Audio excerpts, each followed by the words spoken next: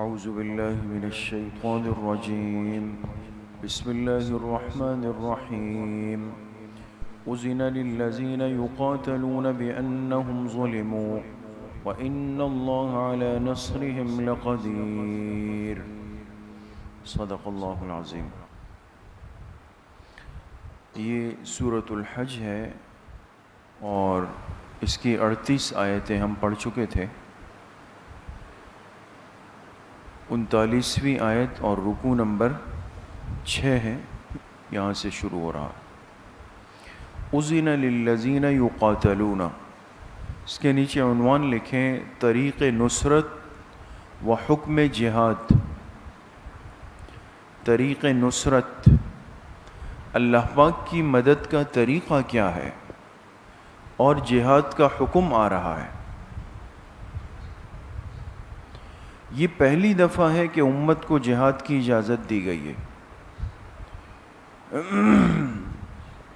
حاشیے پر لکھیں گے ھذہ اول آیۃ نزلت فی الجہاد،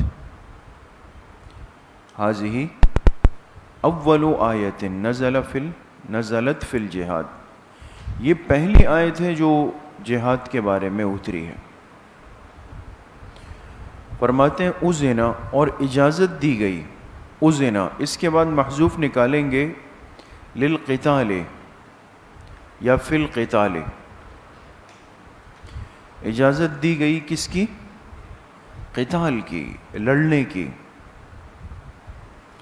للذین، ان لوگوں کو، یقاتلون، جن سے لڑا گیا، یعنی ایمان والے۔ ابھی تک تو ایمان والوں کو تلوار اٹھانے کی، جواب دینے کی، مقابلہ کرنے کی اجازت نہیں تھی، لیکن اب اجازت دے دی گئی قتال کی ان لوگوں کو، یقاتلون، جن سے جھگڑا کیا گیا۔ کیوں دی گئی؟ اب اس کی علت بیان ہوگی۔ بِأَنَّهُمْ ظُلِمُوا، بِأَنَّهُمْ ظُلِمُوا، لکھیں علت اذن۔ علت اذن کس کو کہتے ہیں؟ اجازت۔ اس اجازت کی علت کیا تھی؟ جہاد کی سب سے بنیادی علت بِأَنَّهُمْ ظُلِمُوا، بسبب اس کے کہ بے شک ان پہ ظلم کیا گیا، ان پر ظلم کیا گیا۔ اب ظاہر سی بات ہے کہ جو مظلوم ہو، جس نے مار کھائی ہو، اس کو اتنا بھی حق نہ ہو کہ وہ جواب دے سکے، بدلہ لے سکے۔ بات سمجھ گئے؟ تو بسبب اس کے کہ ان پر ظلم کیا گیا۔ وَإِنَّ اللَّهَ عَلَى نَصْرِهِمْ لَقَدِيرٌ، اور بے شک اللہ تعالیٰ ان بندوں کی مدد پہ قادر ہے۔ اللہ تعالیٰ علی نصرہم، ان کی مدد کرنے پہ قادر ہے۔ الذین اخرجوا من دیارہم، لکھے بیان مظلومیت، ان پر کیا ظلم ہوا؟ فرمایا الذین، یہ وہ لوگ تھے، اخرجوا من دیارہم، جنہیں ان کے گھروں سے نکالا گیا، بغیر حق، ناحق، ناحق نکالا گیا۔ ایک آدمی مفسد ہو، موذی ہو، شرارتی ہو، اور اس کو اس کے گھر سے، علاقے سے بے دخل کیا جائے تو وہ مظلوم نہیں ہے، وہ ظالم ہے۔ اس کی وجہ سے علاقے میں فساد پھیلا ہوا تھا، لیکن ایک آدمی نے کچھ نہیں کیا، صرف اس وجہ سے کہ چونکہ اس نے کلمہ پڑھا ہے اور یہ حق بات کہتا ہے، اس کو نکال دو۔ یہ بیان مظلومیت۔ جنہیں ان کے گھروں سے نکالا گیا ناحق، الا سے پہلے محذوف نکالیں گے، ما اخرجو۔ کیا نکالیں گے؟ ما اخرجو، اور ان کو نہیں نکالا گیا مگر صرف اس وجہ سے، ان کو نہیں نکالا گیا مگر صرف اس وجہ سے کہ ان یقولوا ربنا اللہ، ان کا کہنا تھا کہ اللہ ہی ہمارا رب ہے۔ توحید کی بات کہنا ان کا بنیادی جرم تھا، انہوں نے کہا اللہ ہی ہمارا رب ہے۔ ولولا دفع اللہ الناس، حکمت جہاد، جہاد کی حکمت کیا ہے؟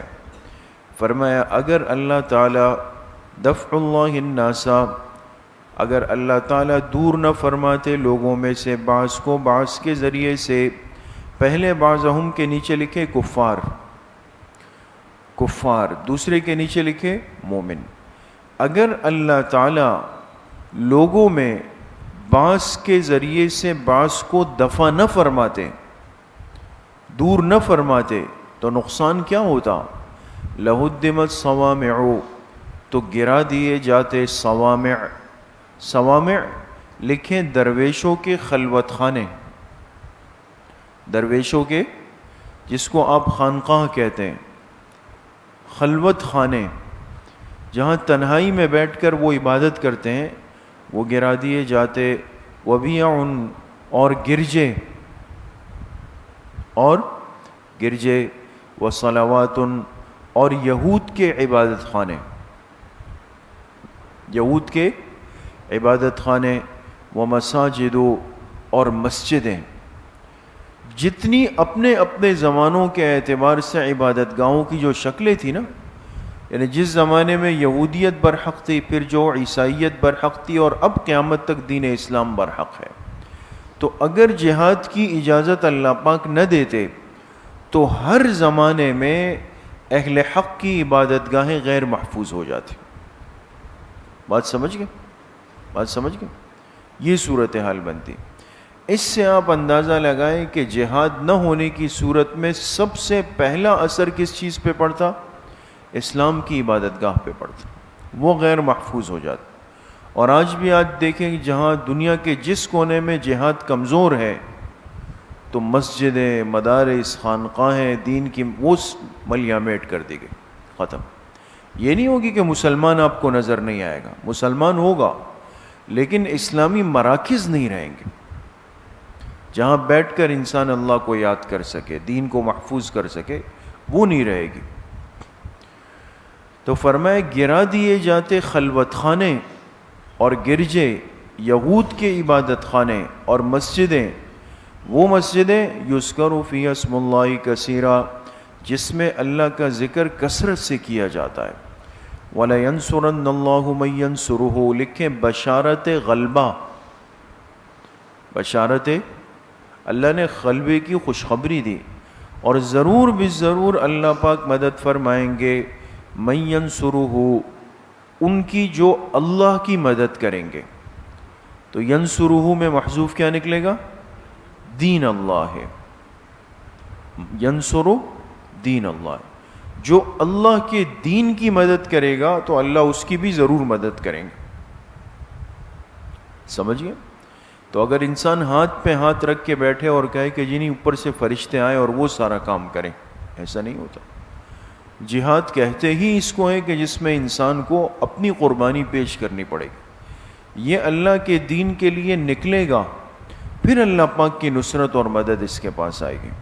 ان اللہ لقوی عزیز، بے شک اللہ پاک کی ذات طاقتور ہے، عزیز غالب ہے، طاقتور ہے اور غالب ہے۔ الذین ان مکناہم فی الارض، لکھیں خلفاء کے فرائض۔ کن کے فرائض؟ خلفاء کے۔ خلفاء یعنی جن کو زمین میں اللہ پاک حکومت تفویض کر دے، زمین کی خلافت جن کو دے دی جائے، امارت دے دی جائے، حکمرانی دے دی جائے، ان کے فرائض کیا ہے؟ ایک اسلامی حکمران کی سب سے پہلی اور بنیادی ذمہ داری کیا ہوتی ہے؟ آپ دیکھیں، الذین مکناہم فی الارض، فرمائے وہ لوگ جنہیں ہم حکومت دے دے فی الارض، اس زمین میں، مکناہم، اس کا ترجمہ لکھے حکومت دینا، جنہیں ہم اختیار دے دیں، حکومت دے دے زمین میں، تو ان کی ذمہ داریاں کیا ہے؟ دیکھیں، اقاموا الصلاۃ، فریضہ نمبر 1، نماز کو قائم کریں، وآتوا الزکاۃ، فریضہ نمبر 2 اور زکوٰۃ ادا کریں، وامروا بالمعروف، فریضہ نمبر 3 اور نیک باتوں کا حکم دیں، ونہوا عن المنکر، فریضہ نمبر 4 اور برائیوں سے منع کریں۔ یہ سب اسلامی حکومت کی، حکمران کی، خلیفہ کی ذمہ داریاں ہوتی۔ وَلِلَّهِ عَاقِبَةُ الْأُمُورِ، اور اللہ ہی کے اختیار میں ہے تمام معاملات کا انجام۔ للہ کے نیچے لکھے اللہ ہی کے اختیار میں ہے، عاقبۃ الامور، عاقبت کہتے ہیں انجام کو، نتیجے کو. تمام معاملات کا نتیجہ اور انجام اللہ کے پاس ہے. وَإِن يُكَذِّبُوكَ، لکھے تسلی خاتم الانبیاء، تسلی خاتم الانبیاء. وَإِن يُكَذِّبُوكَ، اگر یہ لوگ آپ کو جھٹلاتے ہیں، حضور علیہ السلام کو تسلی دی جائے، اگر یہ لوگ آپ کو جھٹلاتے ہیں. تو اب دیکھیں ان شرطیہ ہے نا، ان شرطیہ ہے اور شرط کی جزا ہونی چاہیے. تو یکذبوک کے بعد لکھیں جزاؤہ فلا تحزن، جزاؤہ فلا، اس کی جزا کیا ہوگی؟ فلا تحزن. اگر انہوں نے آپ کی تکذیب کی تو آپ غم نہ کریں، آپ غم نہ کریں. کیوں؟ فقط کذبت قبلہم، لکھیں علت ما قبل، علت ما قبل. کیا مطلب؟ یہ جو فرمایا نا کہ اگر یہ آپ کو جھٹلاتے ہیں تو اس بات کی علت کیا ہے؟ اب اللہ پاک بیان فرما رہے ہیں. اس کی علت یہ ہے کہ یہ اس کے پرانے مریض ہیں، نئے نہیں ہیں، پرانے مریض ہیں. انہوں نے آپ کو اس لیے جھٹلایا کہ ان کے بڑوں نے ان سے پہلے اپنے اپنے انبیاء کو جھٹلایا تھا. تو یہ تو انہی کی آل و اولاد ہے، انہی کی نسل ہے. فقط کذبت قبلہم، تحقیق جھٹلایا، قبلہم ان سے پہلے، ان سے پہلے جھٹلایا تھا قوم نوح، قوم نوح نے بھی، عاد نے بھی، سمود نے بھی، قوم ابراہیم نے بھی، قوم لوط نے بھی، واصحاب مدین، اور مدین والوں نے بھی. یہ کون سی قوم ہے؟ قوم شعیب علیہ السلام. وکذب موسیٰ، اور جھٹلایا گیا موسیٰ علیہ السلام کو بھی. ان سب قوموں نے اپنے اپنے پیغمبروں کو جھٹلایا ہے آپ کے ساتھ، اس لیے یہ ایسا کر رہے ہیں. لہذا فَأَمْلَيْتُ لِلْكَافِرِينَ، پھر ہمارا ضابطہ کیا ہے؟ ضابطہ خداوندی، ہمارا ضابطہ کیا ہے؟ فَأَمْلَيْتُ لِلْكَافِرِينَ، ہم نے مہلت دی کفر کرنے والوں کو، ثُمَّ أَخَذْتُهُمْ، پھر ہم نے ان کو پکڑا. فَكَيْفَ كَانَ نَكِيرٌ، نکیر کے نیچے لکھ کے عذاب، پس کیسا تھا میرا عذاب، کیسا تھا میرا عذاب. فَكَأَيٍّ مِّن قَرْيَةٍ، لکھے طریق گرفت، طریق پکڑ کا طریقہ کیا ہے اللہ پاک کا؟ فرمائے کتنی ہی بستیاں ہیں، اہلکناہا، جنہیں ہم نے ہلاک کر دیا، وہی ظالمۃ، بوجہ اس کے کہ وہ ظلم کرنے والی تھی. وہی ظالمۃ کے نیچے کیا لکھیں گے؟ سبب اہلاک. ان کو ہلاک کرنے کا سبب کیا تھا؟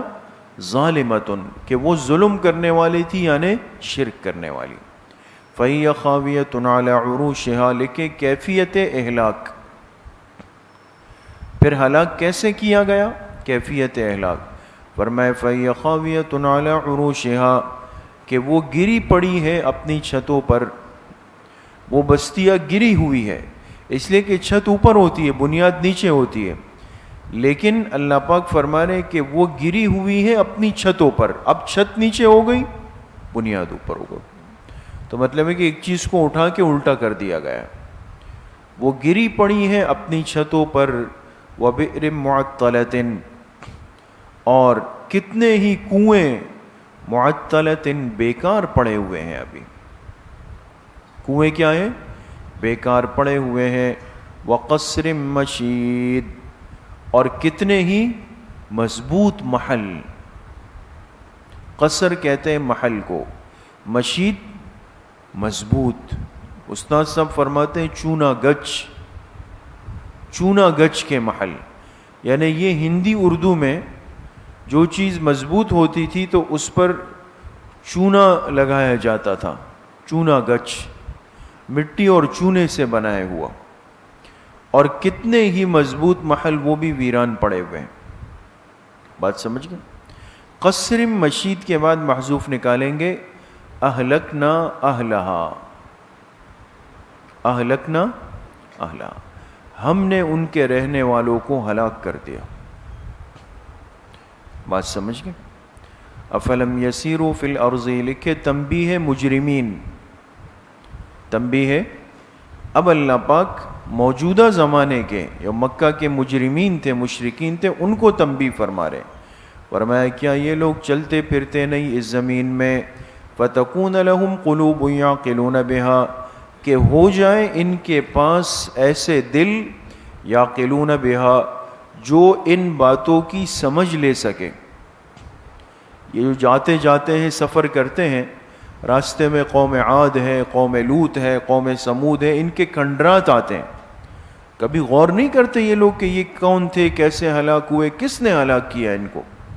تو اللہ پاک نے ان کو تنبیہ کی، افلم یسیروا فی الارض، کیا یہ لوگ زمین میں یعنی ان علاقوں میں چلتے پھرتے نہیں، فتکون لہم قلوب، کہ ان کے ایسے دل ہو جائیں، یعقلون بہا، جس کے ذریعے سے وہ سمجھ لے سکے، او آذان، یا ایسے کان ہو، یسمعون بہا، جس کے ذریعے سے وہ سن سکے، یعنی حق بات کو۔ تو کسی چیز کو دیکھیں بھی تو عبرت سے، سنے بھی تو عبرت سے، سوچے بھی تو عبرت سے، تب فائدہ ہے۔ فإنها لا تعمى الأبصار، بے شک ان کی آنکھیں اندھی نہیں، ولكن تعمى القلوب التي في الصدور، بلکہ ان کے وہ دل اندھے ہو چکے ہیں جو ان کے سینوں میں ہیں۔ اللہ پاک نے فرمایا اتنی چیزوں کو دیکھنے کے بعد بھی حق بات قبول کیوں نہیں کر رہے؟ فرمایا وجہ یہ ہے کہ انہوں نے ظاہر کی آنکھوں سے دیکھا، دل کی آنکھوں سے نہیں دیکھا، عبرت ہی نہیں۔ ان کی آنکھیں اندھی نہیں، لا تعمل ابصار، ان کی آنکھیں یعنی ظاہر کی آنکھیں وہ اندھی نہیں، بلکہ تعمل قلوب، باطن یعنی دل ان کے اندھے ہو چکے ہیں، التی فی الصدور، جو کس میں ہیں؟ سینوں میں۔ تو اس کا خلاصہ کیا لکھیں گے؟ ان کے پاس بصارت تو ہے لیکن بصیرت نہیں ہے۔ ان کے پاس بصارت تو ہے لیکن بصیرت نہیں ہے۔ وَيَسْتَعْجِلُونَكَ بِالْعَذَابِ، لکھے زجر، اور یہ لوگ آپ سے جلدی مطالبہ کرتے ہیں عذاب کا۔ جو نافرمان نالائق مشرک تھے، آپ علیہ السلام سے کہتے تھے لے آئیں عذاب، اگر آپ واقعی سچے ہیں اور ایسا ہے لے آئیں۔ آپ سے جلدی مطالبہ کرتے ہیں عذاب کا۔ وَلَن يُخْلِفَ اللَّهُ وَعْدَهُ، اور ہرگز اللہ اپنے وعدے کی خلاف ورزی نہیں فرمائیں گے۔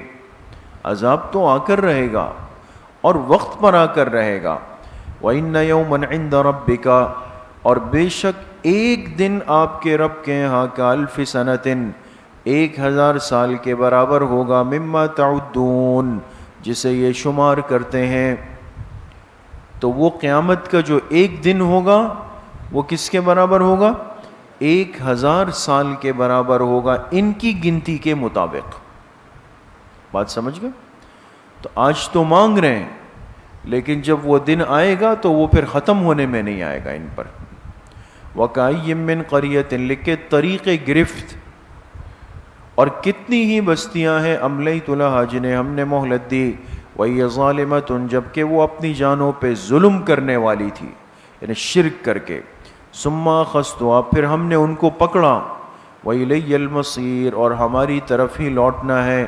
قُلْ يَا أَيُّهَا النَّاسِ، کیا لکھیں گے نیچے؟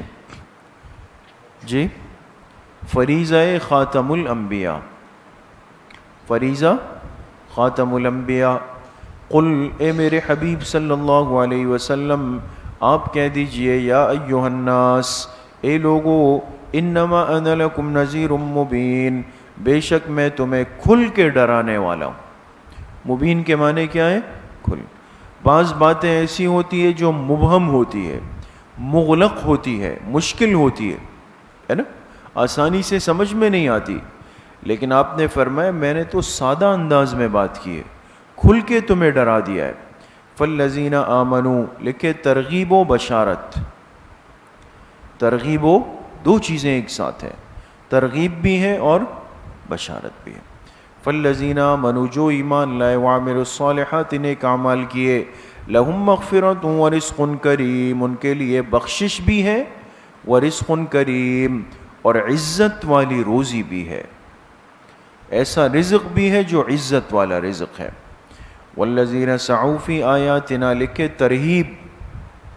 ترہیب ڈراوا، اور جو لوگ سعوا کوشش کرتے ہیں، فی آیاتنا، فی کے بعد محذوف نکالیں گے، ابطال، فی ہماری آیتوں کو باطل کرنے کی، جو لوگ کوشش کرتے ہیں ہماری آیتوں کو باطل کرنے کی یعنی توڑنے کی، معاجزین،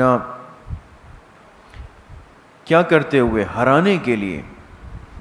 کیا کرنے کے لیے؟ ہرانے کے لیے یا عاجز کرنے کے لیے، ہماری آیتیں توڑنا چاہتے ہیں، اور مقصد ان کا کیا ہے کہ اللہ پاک کو ہرا دے یا اللہ کو عاجز کر دیں۔ تو فرمایا اولئک اصحاب الجحیم، یہی لوگ جہنم والے ہیں۔ یہی لوگ کیا ہے؟ جہنم والے۔ تو آج باطل کی ایک بہت بڑی محنت قرآن کریم کی وہ آیات ہیں کہ جن کو سمجھنے کے لیے ایک خاص درجے کا علم چاہیے، درجہ چاہیے، ان آیات کو موضوع بحث بنا دیا جاتا ہے۔ آپ دیکھیں نا، عام مجمع کا اور عام طبقے کا کیا کام ہے زہار کے معاملات سے، ایلا کے معاملات سے؟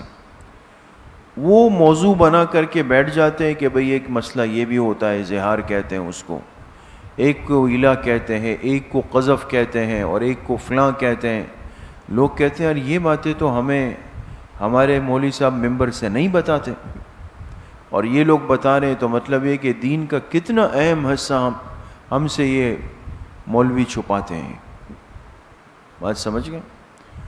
تو یہ ذہنیت دے دی جاتی ہے، اور علماء کے نہ بتانے کی وجہ یہ ہوتی ہے کہ ہر چیز کی ایک سطح ہوتی ہے۔ ورنہ تو آپ نے فقہ میں مسئلہ پڑھا ہے کہ اگر گدھا نمک کے کان میں گر جائے تو وہ کس کے حکم میں؟ نمک کے حکم میں، ہے نا؟ اگر گدھا نمک کے کان میں گر کے مر کے نمک بن جائے تو وہ کس کے حکم میں؟ نمک۔ تو پھر علماء کو چاہیے کہ آئندہ جمعے کا موضوع رکھے کہ اس ہفتے آپ لوگوں نے جتنا نمک استعمال کیا وہ سب گدھے سے بنا ہوا تھا۔ یہ بھی تو ایک مسئلہ ہے نا، یہ بھی تو لوگوں کو پھر بتانا چاہیے کہ گدھا اگر نمک بن جائے تو وہ بھی نمک کے حکم میں، تو اچھا لگے گا لوگوں کو نا پھر کہ رات جو ہم نے اسپیشل کڑھائی کھائی تھی اس میں وہی نمک گرا ہوا تھا۔ ہر چیز اگر لوگوں کو بتا دی جائے تو ان کے کھانوں کے ذائقے ختم ہو جائیں گے دوست۔ یہ تو علماء کو اللہ پاک نے اتنا فہم اور سمجھ دیا ہوا ہے کہ ہر مجمع سے اس کی ذہنی سطح کے مطابق بات کی جاتی ہے۔ ہر آدمی تو بیچارہ اتنی سمجھ نہیں رکھتا، آپ اس کو سمجھانے کی کوشش کریں گے وہ اور خراب ہو جائے گا بیچارہ۔ تو یہ بھی ایک فتنے کی شکل ہے۔ وَمَا أَرْسَلْنَا مِن قَبْلِكَ مِن رَسُولٍ، لکھے سبب عدم تسلیم مشرکین، سبب عدم تسلیم مشرکین کے نہ ماننے کا سبب کیا ہے، وجہ اللہ پاک اس آیت میں بیان فرمائیں گے، تھوڑی سی سمجھنے کی بھی ہے، اور خلاصۃ الخلاصہ یہ ہے کہ اس کی بنیادی وجہ شیطان کا ان کے دلوں میں شکوک و شبہات و وساوس ڈالنا ہے۔ شیطان کا ان کے دلوں میں شکوک و شبہات و وساوس ڈالنا، شیطان ان کے دلوں میں ایک شبہات ڈال کے ان کو چلاتا ہے، یہ دیکھو یہ بات تو ایسی ہو گئی، مسلمانوں کے پیغمبر نے یہ بات تو ایسی کہہ دی، یہ ان وساوس والی زندگی میں اتنا مبتلا کرتا ہے کہ وہ کبھی حق کی طرف آ ہی نہیں سکتے۔ دیکھیں، وَمَا أَرْسَلْنَا مِن قَبْلِكَ مِن رَسُولٍ وَلَا نَبِيٍّ، اور ہم نے نہیں بھیجا آپ سے پہلے نہ کسی رسول کو نہ کسی نبی کو، الا مگر یہ کہ اذا تمنا، اب غور کریں گے، جو ترجمہ ہے وہی لکھیں اور لکھا ہوا ہے تو اس کو سمجھیں، مگر یہ کہ اذا تمنا، جب پڑھتا ہے وہ نبی، جب پڑھتا ہے وہ نبی، یعنی جب اللہ کے پیغمبر اللہ کی کتاب کی تلاوت کرتے ہیں، اذا تمنا، تو القی الشیطان، تو ڈال دیتا ہے شیطان، شیطان کیا کرتا ہے؟ ڈال دیتا ہے، یعنی وساوس ڈال دیتا ہے شیطان. کیا چیز؟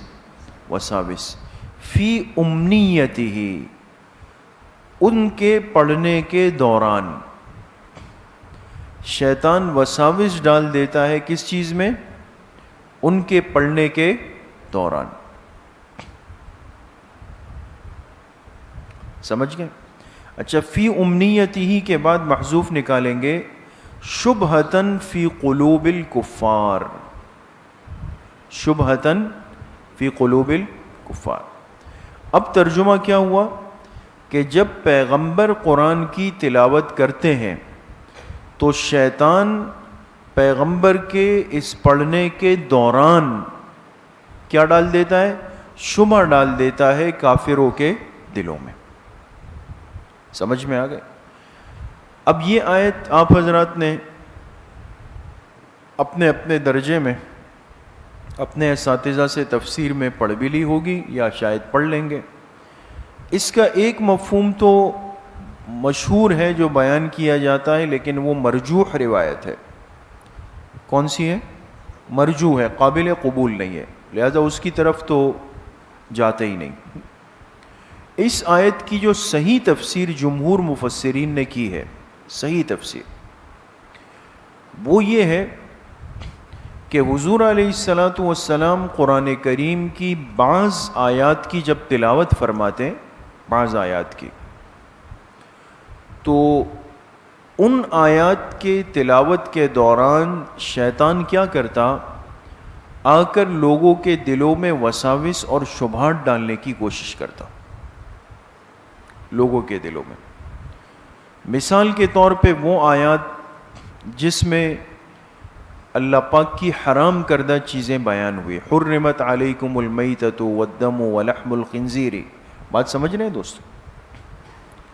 اب حضور علیہ السلام نماز پڑھا رہے، آیت پڑھی حرمت علیکم المیتۃ، تم پر حرام کر دیا گیا مردار جانور، یعنی جو خود سے مر گیا وہ حرام ہے. تو شیطان آ کر دلوں میں وسوسہ ڈالتا کہ دیکھو یہ جو اپنے آپ کو پیغمبر کہہ رہا ہے اور کہہ رہا ہے کہ میں وحی کی تلاوت کر رہا ہوں، تو یہ کہہ رہا ہے کہ مردار تم پہ حرام ہے. تو اب بتاؤ مردار کس کو کہتے ہیں؟ جو خود سے مر جائے نا. تو جو طبعی موت مرتا ہے تو اس کو موت کس نے دی؟ اللہ تعالیٰ نے. ایسا ہی ہے نا بھائی، جو طبعی موت مر جائے تو وہ موت اللہ کی طرف سے آئی ہے. تو کہا بھائی جس کو اللہ نے مار دیا، موت دی، تو یہ شخص کہہ رہا ہے کہ وہ کیا ہے؟ حرام ہے. اور جس کو تم جا کے اپنے ہاتھ سے چھری سے ذبح کرتے ہو، یہ کہہ رہا ہے وہ حلال ہے. تو تمہارا درجہ بڑا ہے یا اللہ کا درجہ بڑا ہے؟ بات سمجھیں؟ یہ شکوک و شبہات کا ایک طریقہ تھا کہ اللہ کے مارے ہوئے کو حرام کہہ رہے اور تمہارے ہاتھ سے مارے ہوئے کو حلال کہہ رہے. یہ شبہات تھی. تو اب ظاہر سی بات ہے کہ ایمان والوں کے دلوں میں تو یہ شبہات مضبوط نہیں ہوتے تھے، اس لیے کہ وہ تو اللہ کے پیغمبر پہ سچا پکا ایمان لے آئے. تو وہ تو جب ان باتوں کو محسوس کرتے تو ان کا ایمان اور بڑھ جاتا کہ یہ شیطان اپنی کارروائی کر رہا ہے، تو وہ تو اور مضبوط ہوتے. لیکن جو کمزور لوگ یا کفار مشرکین تھے اور جو تھوڑا سننے کے لیے آتے، ان کے دلوں میں جب شبہات ڈالتا تو وہ واقعی شبہات میں مبتلا ہو جاتے اور واپس کفر کی طرف دوڑ کے چلے جاتے. کچھ سمجھ میں آیا؟ سمجھ میں آیا؟ یہ مطلب ہے اس کا. دیکھیں، فَيَنْسَخُ اللَّهُ مَا يُلْقِ الشَّيْطَانُ، ینسخ کا ترجمہ لکھے نیست و نابود، ختم کر دینا.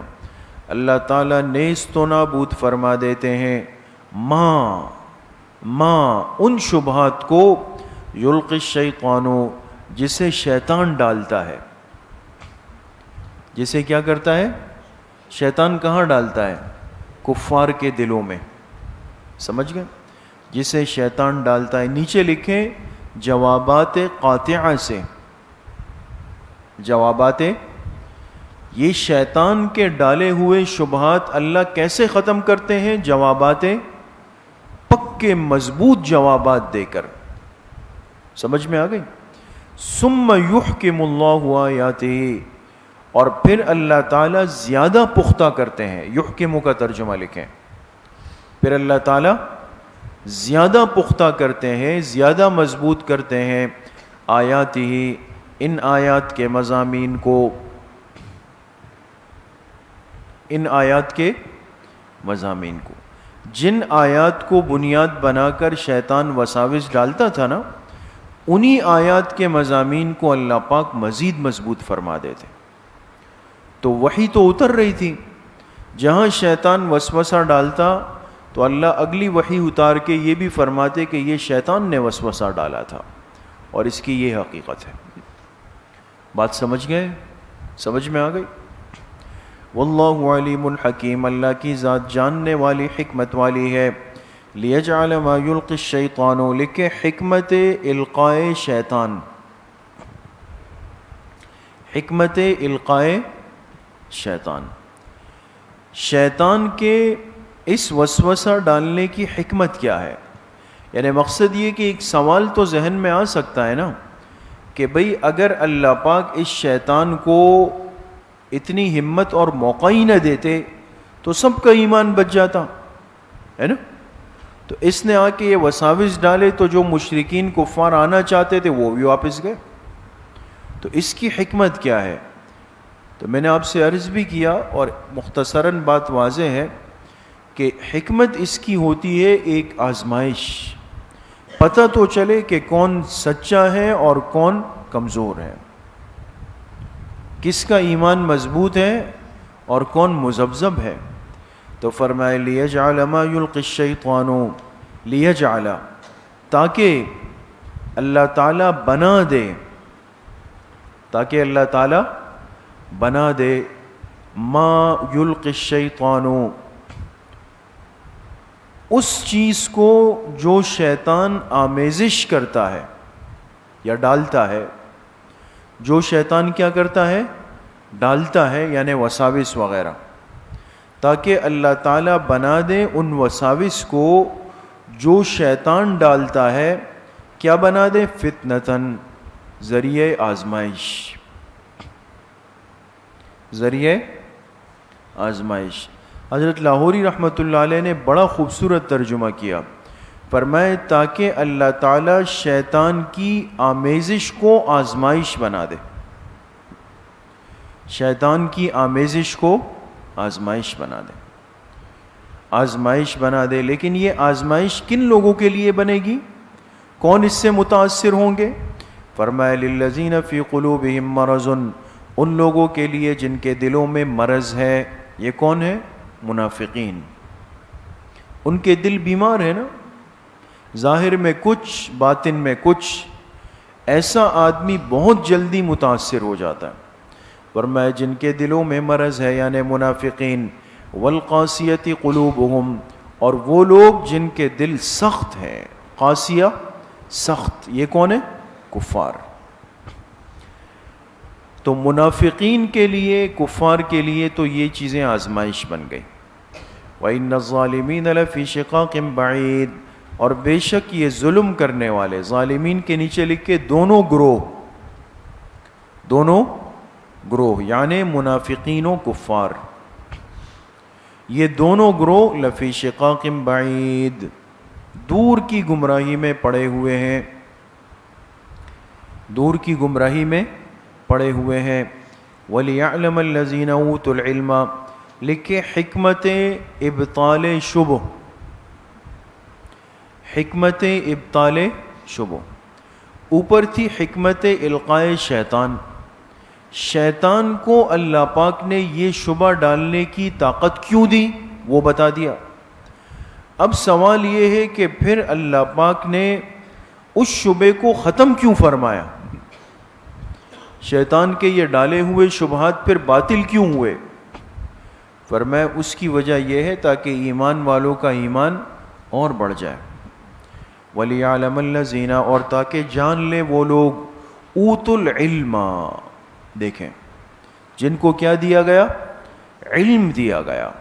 علم اس لیے کہ اہل علم آسانی سے شیطان کے قابو میں نہیں آ سکتے. سب سے پہلے شیطان کی گرفت کرنے والے اس امت کے علماء ہوتے ہیں. اس لیے دیکھیں اللہ پاک نے سب سے پہلا تذکرہ اوت العلم کا کیا، اور تاکہ جان لے وہ لوگ جن کو علم دیا گیا. کیا جان لے؟ کہ ہو کے نیچے لکھے مطلوب نبی. مطلوب نبی، پیغمبر نے جو قرآن کا حصہ تلاوت کیا تھا نا نماز میں، یہ اہل علم جان لے کہ انہو وہ تلاوت کیا ہوا حصہ الحق من ربک، وہ بالکل برحق ہے آپ کے رب کی طرف سے. وہ حصہ کیا ہے؟ برحق ہے، وہ سچ ہے، اور شیطان غلط کہہ رہا ہے. فَيُؤْمِنُوا بِهِ، بس وہ اس پر ایمان لے آئیں گے. کیا کریں گے؟ ایمان بھی لے آئیں گے. اور فَتُخْبِتَ لَهُ قُلُوبُهُمْ، اور ان کے دل اس کے لیے زیادہ جھک جائیں گے. تخبتہ کا ترجمہ لکھ کے زیادہ جھک جانا، زیادہ جھک جانا. تو ایمان تو ان کے پاس پہلے سے ہے، لیکن شیطان جب یہ شرارتیں کرتا ہے تو ان کا دل اور اللہ پاک کی طرف آ جاتا ہے. بات سمجھ گئے؟ اور زیادہ قریب آ جاتا ہے. وَإِنَّ اللَّهَ لَهَادِ الَّذِينَ آمَنُوا، اور بے شک اللہ تعالیٰ ہدایت دینے والے ہیں ان لوگوں کو جو ایمان لائے، اِلَى صِرَاطٍ مستقیم، سیدھے راستے کی. وَلَا يَزَالُ الَّذِينَ كَفَرُوا، لکھے انجام منکرین، انجام منکرین. اور ہمیشہ سے، ہمیشہ مسلسل یہ کافر لوگ فی مریۃ منہ، ایک شک میں پڑے رہیں گے. کس میں پڑے رہیں گے؟ شک میں پڑے رہیں گے. منہ، اس بارے میں. کس بارے میں؟ اس مطلوب کے بارے میں. یہ جو بات ہو رہی ہے نا کہ قرآن کے جس حصے کی تلاوت کو بنیاد بنا کر شیطان وساوس ڈالتا، تو اس مطلوب کی طرف سے ہمیشہ یہ کافر کس میں پڑے رہیں گے؟ شک میں پڑے رہیں گے. ان کو سمجھ میں نہیں آئے گا، کہے گا کہ بھئی یہ تو واقعی یہ کیسے ہو سکتا ہے کہ جو اللہ پاک مار دے وہ حرام ہو، جسے ہم ذبح کر لیں وہ حلال ہو. یہ سمجھ میں نہیں آ رہا. شک میں پڑے رہیں گے.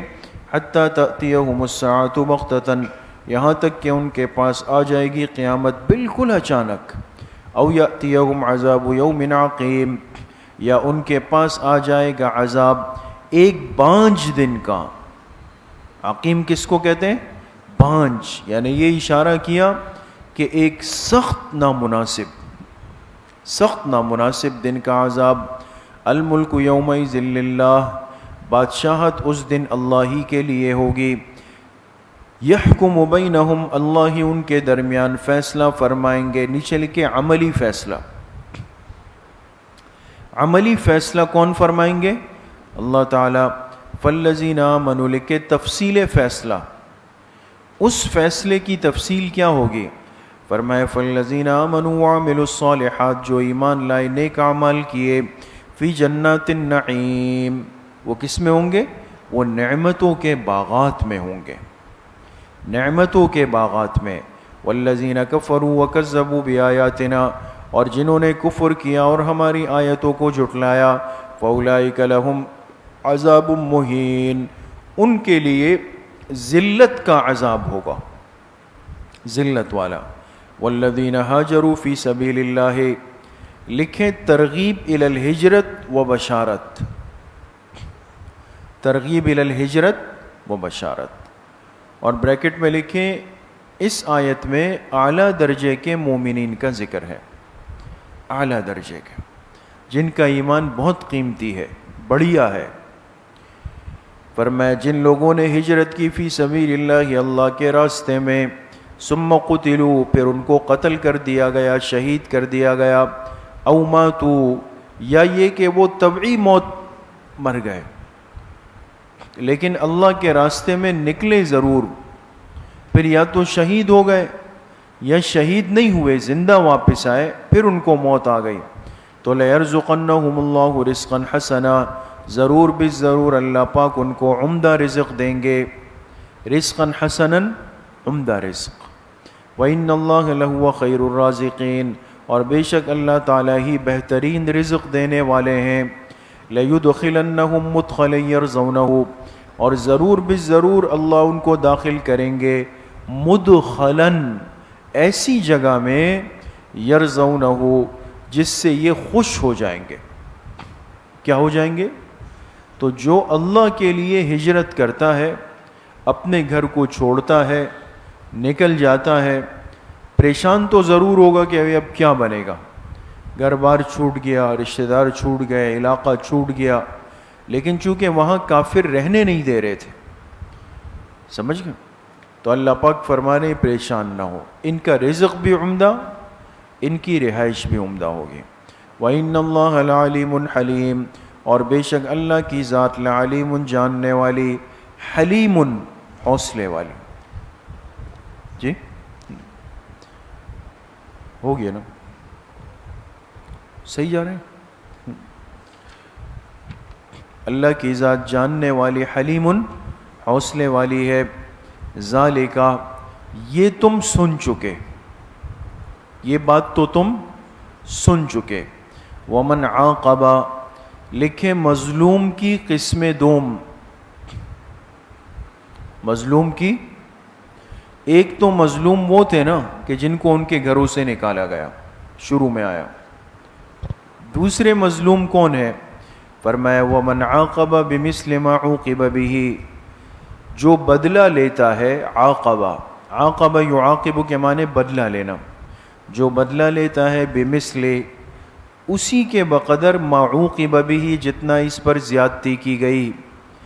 ایک شخص پر کوئی ظلم زیادتی کر لے تو اس کو اجازت ہے کہ یہ اس زیادتی کا بدلہ لے سکتا ہے، لیکن اسی حد میں رہتے ہوئے۔ اگر ایک تھپڑ پڑا ہے تو یہ ایک تھپڑ مار سکتا ہے، ایک ڈنڈا پڑا ہے تو ایک ڈنڈا مار سکتا ہے۔ تو اگر کسی نے اتنا بدلہ لیا جتنا اس پر ظلم ہوا، لیکن ثم بغی علیہ، پھر اس پر دوبارہ زیادتی کی گئی، کس پر؟ اس مظلوم پر، جس کے ساتھ پہلے زیادتی ہوئی اور اس نے اپنی زیادتی کا صرف بدلہ لیا، بدلہ لینے کے بعد ثم بغی علیہ، پھر اس پر دوبارہ ظلم کیا گیا، تو پھر کیا ہوگا؟ لینصرنہ اللہ، ضرور بالضرور اللہ پاک اس کی مدد فرمائیں گے۔ تو دوستو، پہلا تھپڑ تو خود مارنا پڑتا ہے،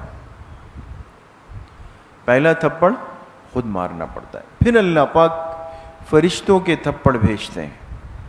ہمارا مسئلہ یہ ہے کہ ہم تھپڑ کے کہتے ہیں کہ اب یہ کر کے دیکھے، اب یہ دیکھے کر کے، وہ دوسرا مار دیتا ہے۔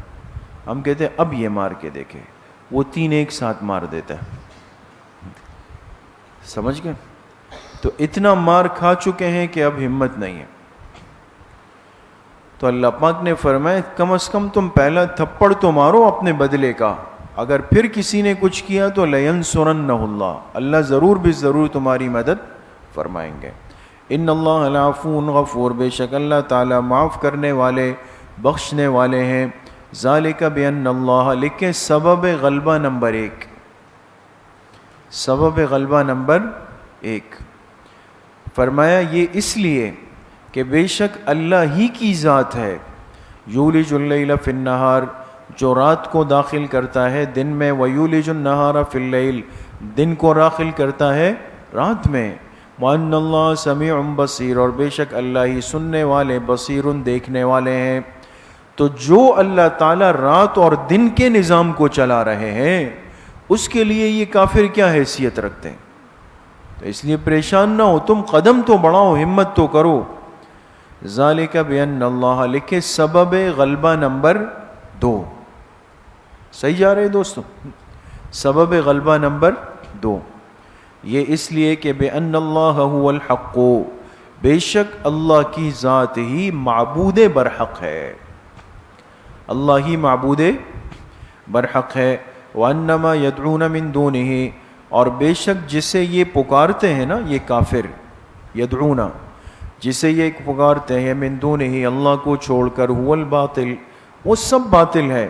وَإِنَّ اللَّهَ هُوَ الْعَلِيُّ الْكَبِيرُ، اور بے شک اللہ کی ذات ہی عالی شان ہے، الکبیر، عظیم الشان ہے۔ علیو کا ترجمہ کیا ہے؟ عالی شان، اور الکبیر عظیم الشان۔ الم تر ان اللہ، لکھیں دلیل عقلی نمبر 1، دلیل عقلی نمبر 1 نفی شرک اعتقادی پہ، نفی شرک اعتقادی پہ، شرک اعتقادی کی نفی پر پہلی عقلی دلیل آ رہی ہے۔ الم تر ان اللہ انزل من السماء، کیا آپ دیکھتے نہیں کہ بے شک اللہ تعالیٰ ہی نے آسمان سے پانی برسایا، انزل من السماء ماء، آسمان سے پانی برسایا، فتصبح الارض مخضرہ، پس ہو گئی زمین سرسبز، مخضرہ سرسبز ہو گئی۔ ان اللہ لطیف خبیر، بے شک اللہ کی ذات لطیف باریک بین، اللہ کی ذات باریک بین ہے اور خبیر باخبر ہے۔ لہو ما فی السماوات و ما فی الارض، اسی کے لیے ہے جو کچھ آسمانوں میں جو کچھ زمین میں ہے۔ وَإِنَّ اللَّهَ لَهُوَ الْغَنِيُّ الْحَمِيدُ، بے شک اللہ کی ذات ہی بے نیاز ہے، الحمید تعریفوں والی ہے۔ الغنی، بے نیاز بادشاہ ہے، کسی کا محتاج نہیں، اور الحمید قابل ستائش یعنی تعریفوں والا۔ الم تر ان اللہ، لکھے دلیل عقلی نمبر 2، کیا تم نہیں دیکھتے کہ ان اللہ سخر لکم ما فی الارض، بے شک اللہ پاک نے تمہارے لیے مسخر کر دیا، تابع کر دیا، کام میں لگا دیا، ما فی الارض جو کچھ زمین میں ہے، والفلکا اور کشتیوں کو، اس پر بھی سخر داخل ہے، اور کس کو؟ کشتیوں کو مسخر کر دیا، تجری فی البحر جو سمندر میں چلتی ہے، بِأَمْرِهِ اللہ کے حکم سے۔ اب اتنے بڑے سمندر میں جس میں خطرناک موجیں ہیں، اس میں ایک کشتی کیوں کر چل رہی ہے؟ اللہ کے حکم سے۔ وَيُمْسِكُ السَّمَاءَ، اور اسی اللہ تعالیٰ نے آسمان کو تھام رکھا ہے، أَن تَقَعَ عَلَى الْأَرْضِ کہ وہ زمین پہ نہ گر پڑے، کہ وہ زمین پہ نہ گر پڑے، الا بِإِذْنِهِ مگر اللہ ہی کے حکم سے۔ ان اللہ بالناس لرؤوف الرحیم، بے شک اللہ کی ذات لوگوں پر مہربان ہے، رؤوف کہتے ہیں مہربان کو، رحیم رحم کرنے والی ہے۔ وَهُوَ الَّذِي أَحْيَاكُمْ، لکھیں دلیل عقلی نمبر 3، وہی ذات ہے الَّذِي أَحْيَاكُمْ جس نے تمہیں زندگی دی، پہلی مرتبہ زندہ کیا، ثم یمیتکم پھر وہ تمہیں موت دے گا، ثم یحییکم اور پھر وہ تمہیں زندگی دے گا، لکھے حیات کاملہ، حیات کاملہ، اس لیے کہ مرنے کے بعد قبر کی بھی زندگی ہے۔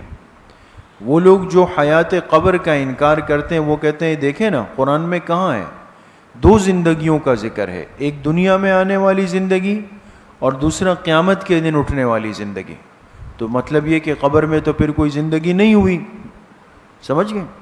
تو یہ منکرین عذاب قبر کا اور منکرین حیات قبر کا استدلال ہوتا ہے۔ تو اس میں ہمیشہ یہ بات یاد رکھیں کہ قرآن کریم میں جو احیاکم اور یحییکم آتا ہے تو اس سے مراد ان کا کامل درجہ ہے۔ کون سا درجہ ہے؟ کامل۔ تو حیات کاملہ کی بات یہاں پر ہو رہی ہے، اور قبر کے اندر جو برزخ کی جو حیات ہے وہ نوع من الحیات ہے۔ وہ کیا ہے؟ نوع من الحیات۔ مشکات شریف میں اس کی تفصیل آپ نے پڑھی ہوگی۔ وہ حیات کی ایک نوع سی ہے، ایک قسم کی حیات ہوتی ہے، بات سمجھ گئے؟ تو ثم یحییکم کے نیچے کیا لکھا؟ حیات کاملہ۔ ان الانسان لکفور، بے شک یہ انسان بڑا ناشکرا ہے۔ کیا ہے؟ بڑا ناشکرا۔ صرف ناشکرا مت لکھیں ورنہ لام کا فائدہ نہیں ہوگا۔ لام سے یہ فائدہ ہے کہ انسان کیا ہے؟ بڑا ناشکرا ہے۔ لکل امت جعلنا منسکا، لکھیں اعادہ مضمون ثانی، اعادہ مضمون ثانی یعنی نفی شرک فعلی، نفی شرک فعلی، اور وَإِزَالَ شبہ، ازالہ شبہ۔ شبہ یہ ہوتا تھا کہ جب اللہ پاک نے ہر ایک کو اس کے دین کا طریقہ بتا دیا ہے تو پھر یہ آپس میں اختلافات کیوں ہوتے ہیں؟ یہ بات بار بار آ گئی کئی مقامات پر کہ بھئی اس اختلاف کا سبب کیا ہے۔ ایک طرف اللہ پاک فرماتے ہیں کہ بھئی ہم نے دین کے اصول ایک رکھیں، ہر امت کی عبادت کا ایک طریقہ رکھا، تو سوال یہ کہ پھر یہ اختلاف اور انتشار کیوں ہے؟ تو اس کا جواب یہ ہوتا ہے کہ یہ ان کے آپس کے پیدا کردہ اختلاف ہے۔ اس اختلاف کا سبب دین نہیں ہے، وحی نہیں ہے، پیغمبر کی تعلیمات نہیں ہے، ان کی آپس کی ذاتی لڑائیاں ہیں جس کو یہ اٹھا کر دین کی لڑائی بنا دیتے ہیں۔ بات سمجھ گئے؟ لِكُلِّ أُمَّةٍ جَعَلْنَا مَنْسَكًا، ہر امت کے لیے ہم نے بنا دیا منسکا۔ منسکن کے دو مطلب ہے دوستو، ایک ہے دستور، ہر امت کا ایک دستور طے ہے۔ دستور کس کو کہتے ہیں؟ یعنی زندگی گزارنے کا طریقہ۔ دوسرا مطلب ہے منسکن، ذبح کا طریقہ۔ ہر امت کے لیے ہم نے ذبح کا طریقہ طے کر دیا۔ ہم ناسکوہ، جس پر وہ چلنے والی ہے، جس طریقے پر وہ امت چلنے والی ہے۔ فَلَا يُنَازِعُنَّكَ فِي الْأَمْرِ، بس ہرگز وہ آپ سے نہ جھگڑے، فی الامر، امر کے نیچے لکھیں اس ذبح کے معاملے میں، اس ذبح کے معاملے میں۔ مقصد یہ کہ آپ جب جانور، ہم جب امت مسلمہ جب جانور ذبح کرتی ہے تو ہم ایسے تو نہیں کرتے نا کہ چھری چاہے نیچے سے چلائی چاہے کمر سے چلائی اوپر سے، ہم تو لٹاتے ہیں، قبلہ رخ کرتے ہیں، پھر اس پر بسم اللہ واللہ اکبر پڑھتے ہیں اور پھر گلے کو ذبح کرتے ہیں۔ کم از کم 3 رگیں اور زیادہ سے زیادہ 4 رگیں وہ ذبح کٹنے میں آتی ہے، پھر فاسد خون نکالتے ہیں، پھر اس جانور کو استعمال کرتے ہیں۔ تو مشرکین کہتے رہے بھئی یہ کیا طریقہ ہے؟ اگر جانور ذبح ہی کرنا ہے، کھانا ہے، تو چاہے گدی سے ذبح کرو، چاہے گلے سے ذبح کرو، چھری سے ذبح کر دو یا دانتوں سے ذبح کر دو، اس میں کیا مسئلہ ہے؟ چاہے چھری گلے پہ پھیرنی ہو یا پیٹ میں مارنی ہو، اب جانور کو مارنا ہی ہے تو پھر تو مار دیا جائے۔ تو اللہ پاک نے فرمایا کہ یہ آپ سے ہرگز جھگڑا نہ کرنے پائے فی الامر، اس ذبح کے معاملے میں، اس لیے کہ ہم نے ذبح کا ایک طریقہ آپ کو دیا ہے۔ وَادْعُ إِلَىٰ رَبِّكَ، اور آپ اپنے رب کو ہی پکاریں، إِنَّكَ لَعَلَىٰ هُدًى مُسْتَقِيمٍ، بے شک آپ ہی سیدھی راہ پر ہے، آپ ہی سیدھی راہ پر ہے۔ وَإِن جَادَلُوكَ، اور اگر یہ آپ سے جھگڑنا چاہیں، اگر یہ آپ سے جھگڑنا چاہیں، فَقُلْ، تو آپ کہہ دیجئے اللَّهُ أَعْلَمُ بِمَا تَعْمَلُونَ، اللہ خوب جانتے ہیں جو کچھ تم کرتے ہو، جو کچھ تم کرتے ہو اللہ پاک اس کو خوب جانتے ہیں۔ یہ جاہلوں کے ساتھ معاملہ ہے دوست، جادلو کا، اگر یہ آپ سے جھگڑنا چاہیں، اس لیے کہ ایک علمی مباحثہ ہوتا ہے۔ اگر کوئی شخص علمی مباحثہ کرے اور کہے بھئی آپ مجھے مطمئن کر دیں دلائل دے کر کے، اور خود بھی وہ علمی سطح رکھتا ہے، تو اس سے بات چیت کرنی چاہیے، اس کو سمجھانا چاہیے۔ لیکن اگر جو بالکل اجڑ ان پڑھ جاہل ہے اور واؤ کو باؤ کہتا ہے اور وہ کہتا ہے کہ جی میں تو آپ کی بات نہیں مانتا، مجھ سے مناظرہ کر لیں، کیا کر لیں؟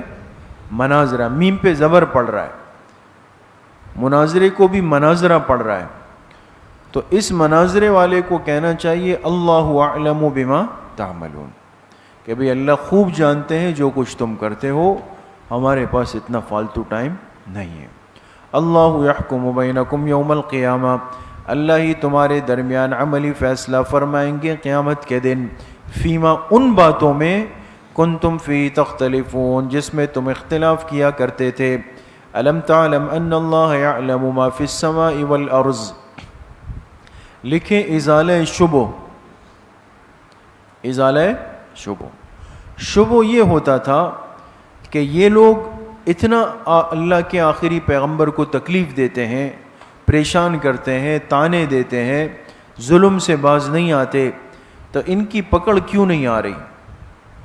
ان کی پکڑ، اللہ پاک نے اس شبے کا ازالہ فرمایا کہ ایسا نہیں ہے کہ ہمارے علم میں نہیں ہے، الم تعلم، کیا آپ نہیں جانتے، ان اللہ یعلم ما فی السماء والارض، کہ بے شک اللہ جانتے ہیں جو کچھ آسمانوں میں ہے اور جو کچھ زمین میں، سب اللہ کے علم میں. ان ذالک فی کتاب، اور بے شک یہ سب کا سب فی کتاب، نامہ اعمال میں. یہ کافر جو کچھ کر رہے ہیں ایسا نہیں ہے کہ کیا اور ہوا میں اڑ گیا اور اب پتہ نہیں چلے گا کہ کس نے کیا کیا کیا تھا. یہ سب کچھ نامہ اعمال میں ہے. ان ذالک علی اللہ یسیر، اور بے شک یہ کرنا اللہ کے لیے بہت آسان ہے کہ ان کی ایک ایک حرکت کو محفوظ کر لیا جائے. وَيَعْبُدُونَ مِن دُونِ اللَّهِ، لکھے شکوہ مشرکین، شکوہ مشرکین. اور فرمایا یہ لوگ عبادت کرتے ہیں من دون اللہ، اللہ کو چھوڑ کر، ماں کے نیچے لکھے ایسے معبودان باطلہ کی، ایسے معبودان باطلہ کی، لم ينزل به سلطانہ، جس پر کوئی دلیل نقلی نہیں اتری. سلطانن کے نیچے کیا لکھیں گے؟ دلیل نقلی. ان معبودان باطلہ کی معبودیت پر ان کے پاس کوئی دلیل نقلی نہیں ہے. اور وَمَا لَيْسَ لَهُمْ بِهِ علم، اور ان کے پاس اس بارے میں کوئی علم بھی نہیں. علم کے نیچے لکھے دلیل عقلی. بعض چیزوں کی نقلی دلیل ہوتی ہے. آپ سے کوئی پوچھے بھئی یہ کہاں لکھا ہے، آپ کہیں گے بھئی ہم نے کنز میں پڑھا ہے نا، ہم نے مسلم شریف میں روایت پڑھی ہے. یہ آپ کی دلیل نقلی ہے دوستو. اور بہت ساری چیزیں وہ ہوتی ہے کہ عقل اس کا فیصلہ کرتی ہے. کیا چیز؟ عقل. تو نہ ان کے پاس کوئی نقلی دلیل ہے اور نہ عقلی دلیل ہے. وَمَا لِلظَّالِمِينَ مِن نَصِيرٍ، اور ظلم کرنے والوں کا کوئی مددگار نہیں. وَإِذَا تُتْلَى عَلَيْهِمْ آيَاتُنَا بَيِّنَاتٍ، لکھے عناد بأہل حق، عناد اہل حق کے ساتھ ان کا عناد اور دشمنی کتنی زیادہ ہے کفار کی، مشرکین کی.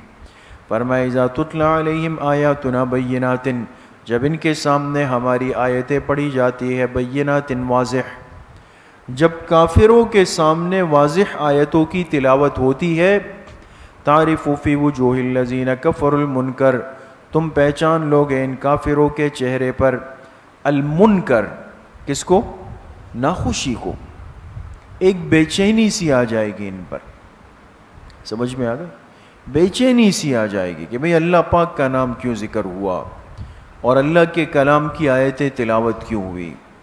یکادون یستون، ایسا لگتا ہے، یکادون ایسا لگتا ہے کہ یستون، کہ حملہ کر دے،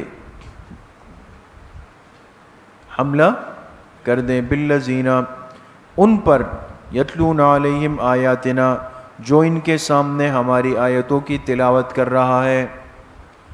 یہ تلاوت کرنے والے ان کو اتنا برا لگتے ہیں کہ ایسا محسوس ہوتا ہے کہ تھوڑی دیر میں یہ ان پر حملہ آور ہو جائیں گے. قل، لکھے زجر، زجر، آپ کہہ دیجئے فَأُنَبِّئُكُم بِشَرٍّ مِّن ذَلِكُمْ، کیا میں تمہیں اس سے زیادہ شر نہ بتاؤں؟ شر کے نیچے لکھے یعنی بری چیز. تمہیں تو قرآن کی تلاوت بری لگ رہی ہے نا، بوجھ لگ رہی ہے، برداشت نہیں ہو رہی، تو میں اس سے زیادہ تمہارے حق میں برا نہ بتاؤں. النار، النار سے پہلے کیا نکالے؟ ہوا. یہ تو صرف تمہارے دل پہ بوجھ ڈال رہی ہے. آگے ایک اور بری چیز بھی ہے، وہ جہنم کی آگ ہے. وہ کیا ہے؟ جہنم کی آگ ہے. وعدہ اللہ الذین کفروا، جس کا وعدہ اللہ نے کافروں کے لیے فرمایا ہے، جس کا وعدہ اللہ نے کافروں کے لیے فرمایا ہے. وبئس المصیر، اور کیا ہی برا ٹھکانہ ہے. یا ایہا الناس، لکھے ابطال شرک بدلیل بدیہی، بدلیل بدیہی. بدیہی کس کو کہتے ہیں؟ واضح، جس میں کوئی زیادہ سوچ سمجھ کھود کرید کی ضرورت نہیں پڑتی. کہتے ہیں بھئی ایک چیز بدیہی طور پہ ثابت ہے. بدیہی طور پہ. جیسے ابھی اگر 9:45 بجے وقفہ ہو اور آپ لوگ جا کے 3 پراٹھے اور 2 کپ چائے پی کر آئیں اور پھر کہ پتہ نہیں آج بھوک نہیں لگ رہی، تو بھوک تو نہیں لگے گی. کہ بھئی بدیہی بات ہے، 3 پراٹھے کھا کے آئے ہو، کیوں بھوک لگے گی آپ کو؟ بات سمجھ گئے؟ تو اس کو بدیہی کہتے ہیں. فرمایا یا ایھا الناس، اے لوگو، ضرب مثل، ایک مثال بیان کی جا رہی ہے، فاستمعوا لہ، اس کو غور سے سن لو. فاستمعوا لہ، کان لگا لینا. اب ایک مثال آ رہی ہے، اس کو کان لگا کے سن لو. ان الذین تدعون من دون اللہ، فرمایا بے شک جن کو تم پکارتے ہو اللہ کو چھوڑ کے، یعنی جو بت وغیرہ ہے نا، جن بتوں کو تم پکارتے ہو اللہ کو چھوڑ کے، لن یخلقوا ذبابا، اس کے نیچے عنوان لکھیں عجز معبودان باطلہ.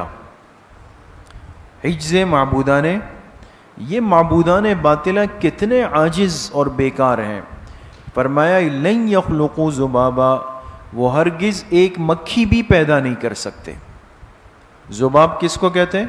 مکھی. ایک مکھی پیدا نہیں کر سکتے. وَلَوِ اجْتَمَعُوا لَهُ، اگرچہ اس کے لیے سب کے سب جمع ہو جائیں، سب جمع ہو جائیں. وَإِن يَسْلُبْهُمُ الذُّبَابُ شَيْئًا، اور چلے مکھی پیدا کرنا چھوڑ دیں. دوسرا پہلو، اگر یہ مکھی ان سے کوئی چیز چھین لے، یسلبہم، کیا کر لیں؟ چھین لیں ان سے کوئی چیز، اٹھا کے لے جائے. لا یستنقذوہ منہ، تو یہ اس سے واپس نہیں کرا سکتے. اب مکھی نے آ کے مٹھائی پر بیٹھ کر ایک ٹکڑا اٹھا لیا اور جا کے اس پنکھے پر بیٹھ گئی، تو کیا کیا جائے؟ 9 mm اٹھانی چاہیے نا اس کے پیچھے. تو اس ایک مکھی کو کوئی نہیں پکڑ سکتا، وہ تو یہاں سے وہاں، وہاں سے یہاں اور غائب ہو جائے گی، ختم. کوئی اس سے واپس نہیں کرا سکتا. فرمایا ضعف الطالب والمطلوب، طالب اور مطلوب دونوں کمزور ہیں. طالب کے نیچے لکھے پکارنے والا، مطلوب جس کو پکارا جا رہا ہے، دونوں کمزور ہیں، دونوں کام کے نہیں ہیں. ما قدر اللہ حق قدرہ، انہوں نے اللہ پاک کی وہ قدر نہیں کی جیسے اللہ کی قدر کا حق تھا. قدر سے مراد تعظیم. کیا ہے؟ تعظیم. جو اللہ کی تعظیم کا حق ہے وہ ادا نہیں کیا انہوں نے. ان اللہ لقوی عزیز، بے شک اللہ کی ذات ہی طاقت والی اور غلبے والی ہے. اللہ یصطفی من الملائکۃ رسلا ومن الناس، لکھیں ازالہ شبہ، ازالہ شبہ. شبہ کیا تھا؟ شبہ یہ تھا کہ یہ کافر کہتے تھے کہ بھئی یہ انتخاب کس بنیاد پہ ہو رہا ہے، یعنی یہ کیا وجہ ہے کہ بھئی ایک آدمی کھڑے ہو کر دعویٰ کرتا ہے کہ جی میں اللہ کا نبی ہوں، تو کسی کی نبوت کے منتخب ہونے کا ایک طریقہ کار تو ہوگا نا، یہ کون کر رہا ہے؟ یعنی مقصد یہ کہ انہوں نے نبوت کے سلسلے کو اپنے آپس کے عہدوں کی طرح کی ایک ترتیب سمجھا کہ جیسے ہم اپنا امیر بناتے ہیں اور سردار بناتے ہیں اور خزانچی بناتے ہیں اور قاصد بناتے ہیں، تو بھئی نبوت کے لیے بھی ایک ضابطہ ہو اور ایک شورا ہو اور ایک ٹیم ہو. سمجھ میں آگے؟ تو کہا کہ بھئی یہ کیا بات ہوئی کہ ہمیں پتہ ہی نہیں، نہ ہمیں اختیار ہے اور ایک نبی بن جائے. ایک بات. دوسرا کہا کہ بھئی یہ شخص جو نبوت کا دعویٰ کرتا ہے اس پر وحی لے کر کون آتا ہے؟ تو یہ کہتے ہیں جبرائیل علیہ السلام. تو کہا کہ بھئی جبرائیل علیہ السلام سے تو ہماری نہیں بنتی، ان سے ہماری کیا ہے؟ دشمنی. تو ان کی دشمنی سے حضرت جبرائیل علیہ السلام پر کوئی فرق پڑنا تھا دوستو؟ آپ لوگوں نے نفحۃ العرب میں پڑھا ہے، نفحۃ العرب میں انف فی الماء وَإِسْتٌ فِي السَّمَاءِ، ٹھیک ہے نا؟ تو یہ وہ لوگ تھے کہ بھئی یہ تو ہماری ان سے نہیں بنتی، تو نہ بنے. ان کے نہ بننے سے جبرائیل علیہ السلام کو تبدیل تھوڑی کیا جائے گا. تو اللہ پاک نے اس شبہ کا ازالہ فرمایا. اللہ یصطفی من الملائکۃ رسلا، فرمایا اللہ پاک ہی منتخب کرتے ہیں من الملائکۃ، فرشتوں میں سے، رسلا، پیغام لانے کے لیے، پیغام لانے کے لیے. رسولن کے نیچے لکھیں جیسے جبرائیل علیہ السلام. تو فرشتوں میں سے جبرائیل علیہ السلام کو وحی کے لیے بھیجنا، یہ انتخاب کس نے کیا؟ اللہ تعالیٰ نے. وَمِنَ النَّاسِ، اور لوگوں میں سے، یعنی نبوت کے لیے. لوگوں میں سے کس کے لیے؟ نبوت. تو اب انسانیت میں نبی کس نے بننا ہے، یہ اختیار بھی اللہ کے پاس. ان اللہ سمیع بصیر، بے شک اللہ سننے والے دیکھنے والے ہیں. یعلم ما بین ایدیہم وما خلفہم، وہ جانتا ہے جو کچھ ان کے آگے آ رہا ہے، لیکن زمانہ مستقبل. وما خلفہم، اور جو کچھ ان کے پیچھے گزر چکا، یعنی زمانہ ماضی. اللہ پاک تو ایسے علیم ہے کہ جس کو بندوں کے مستقبل کا بھی علم، ماضی کا بھی علم. وَإِلَى اللَّهِ تُرْجَعُ الْأُمُورُ، اللہ ہی کی طرف تمام معاملات کو لوٹایا جائے گا. یا ایھا الذین آمنوا ارکعوا، لکھے مؤمنین کے لیے احکام ضروریہ. مؤمنین کے لیے احکام ضروریہ. اب ضروری احکامات کیا ہے؟ ایک صاحب ایمان جب ایمان کے دائرے میں آ جاتا ہے تو اب اس کی جو زندگی ہوگی وہ ایک نظم کے ساتھ چلے گی. اعمال، اب وہ احکامات ضروریہ کیا ہوں گے، کیا کرنا ہے؟ فرمایا اے ایمان والو ارکعوا، نمبر 1 لکھیں، تم رکوع کرو، واسجدوا، اور سجدہ کرو. نمبر 2، یہ تو آیت سجدہ نہیں ہے نا ہمارے احناف کے نزدیک. تم رکوع کرو، ارکعوا کے نیچے لکھے نمبر 1، واسجدوا، اور سجدہ کرو. نمبر 2، وَاعْبُدُوا رَبَّكُمْ، نمبر 3، اور اپنے رب ہی کی بندگی کرو. وَافْعَلُوا الْخَيْرَ، نمبر 4، اور نیکی کے کام کرو. لَعَلَّكُمْ تُفْلِحُونَ، لکھے انجام، تاکہ تم کامیاب ہو جاؤ.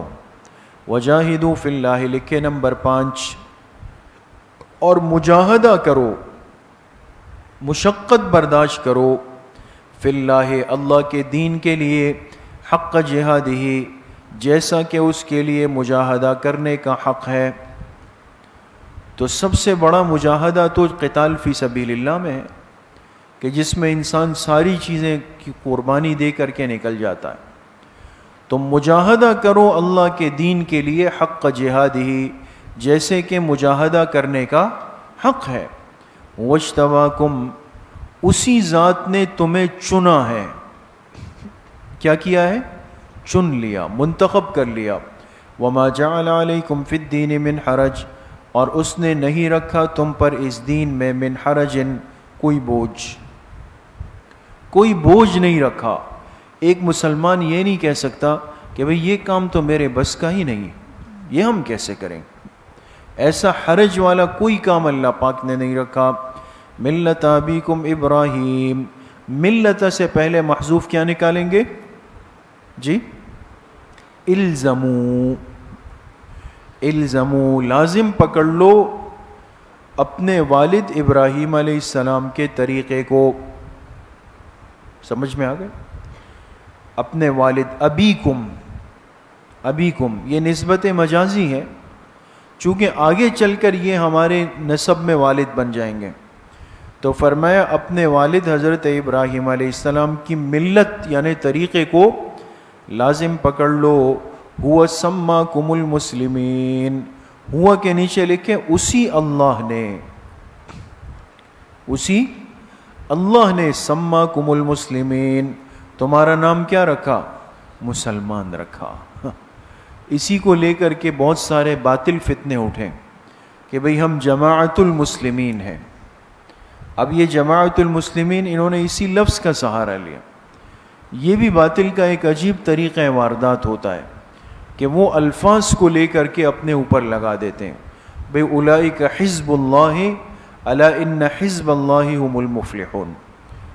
تو کسی نے کہا بھائی ہمارا نام حزب اللہ ہے، یہ بھی ایک فتنہ ہے جو اٹھا.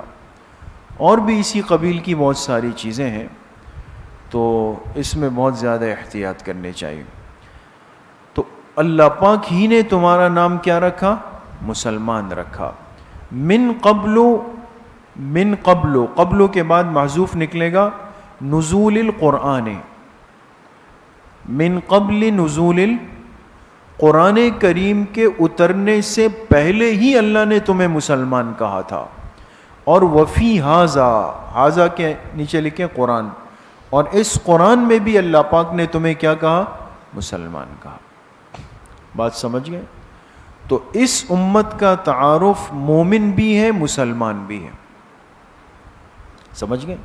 اگر کوئی اپنے آپ کو مسلمان کہے یہ بھی حق پر ہے، اور اگر یہ اپنے آپ کو مومن کہے تو بھی حق پر ہے۔ اگر کوئی کہنے جی ہم تو صرف مومن ہیں، لفظ مسلمان کو اپنے لیے پسند ہی نہیں کرتے، تو ہوا سماکم المسلمین میں شامل نہیں ہے وہ۔ بات سمجھ گئے دوستو؟ سمجھ گئے؟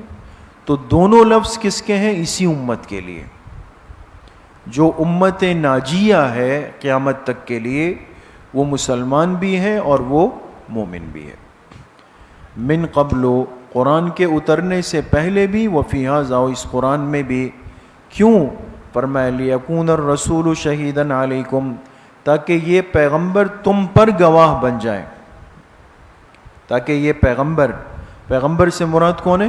حضور علیہ الصلوۃ والسلام، یہ تم پر گواہ بن جائے۔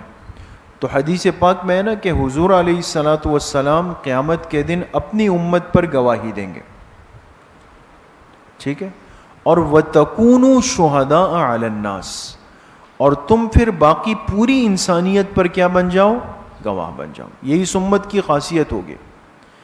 تو قیامت کے دن اللہ پاک جب مواخذہ فرمائیں گے تو پوچھا جائے گا کہ بھئی پیغمبروں نے تمہیں دعوت پہنچائی تھی؟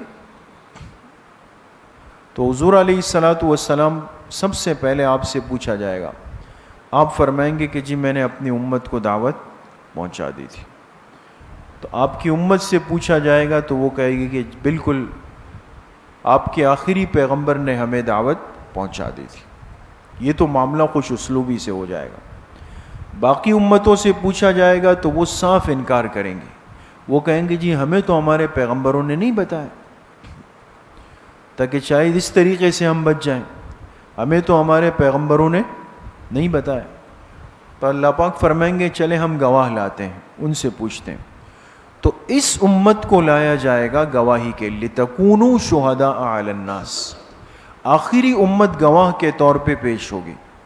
تو اللہ پاک اس امت سے پوچھیں گے کہ ہاں بھائی ان کے انبیاء نے ان کو بات پہنچائی نہیں پہنچائی؟ تو ہم کہیں گے کہ پہنچائی۔